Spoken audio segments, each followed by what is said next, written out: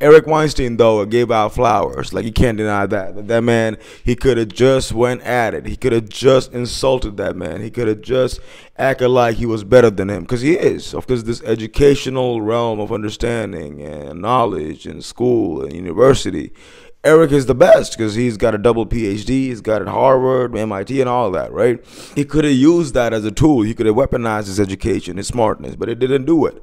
So you got to always appreciate a man when he's at his best, but it's still not shoving it up your ass. And Terrance Howard might just be a fucking genius, man. We just don't know yet. Maybe he's the black Albert Einstein. You don't know that. Next thing you know, he sees an orange falling out the tree and he comes up with another name for gravity or some shit like that. You know what I'm saying? He invents a fucking tree or a fucking plant or a fucking lotion. He'll invent something, man. You can tell that man wants to invent shit so bad. He has 60 patents. But the funny part is a lot of us are thinking we're better than Terrance just because we're not trying to do something he is. You know what I'm saying?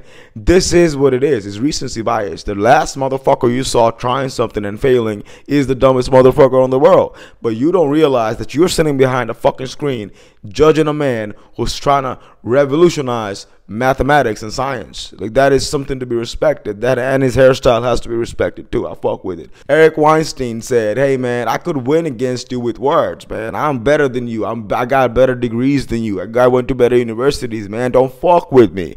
But the shit you did with BB King, the way you just came up with that guitar thing, that shit was cool. Like, he has a weird way of giving out flowers. He's like, yo, I don't mind putting you in your place when it comes to this educational side of thinking things. You know what I'm saying? The knowledgeable side is mine. And you better understand that. But I'm going to give you your flowers when you deserve it. That entertainment shit, your qualities, your talent is to be respected and is to be honored. And that's how I'm going to honor you. That's what Eric is saying. And you got to always appreciate a man when he does that. You know what I'm saying? When Tom Brady acknowledges LeBron James' basketball skills. When LeBron James acknowledges Kendrick Lamar's rapping skills. You know what I'm saying? These are not, like, you're not going to win at everything in life. But when you meet somebody who's really good at what they do, you better pay homage. You better let them know, hey man, like, you ain't gonna fuck with me, but bro, I ain't gonna fuck with you with what you do. You know, Eric Weinstein has 2 big pimples on his face. Now, this is what I noticed in life, man. This is just my fucking wisdom.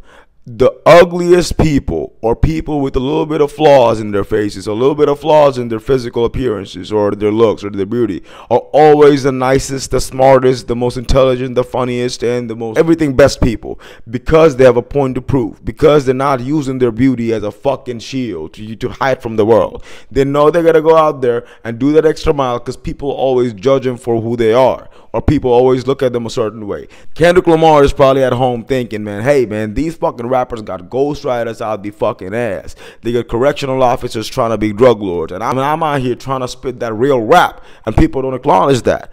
And I feel that, bro, that shit hits to my core. You got to understand, I'm not a Kendrick Lamar fan at all. I'm a fan of lyricism. I'm a fan of storytelling. That man's angles is unbeatable, bro. His angle on money trees is fucking crazy, bro. The way he used those metaphors as money trees and how he was raised up in the hood. Like, that shit will teach you things about his childhood, about his thinking, about how his flaws were the reasons behind his success. You know what I'm saying?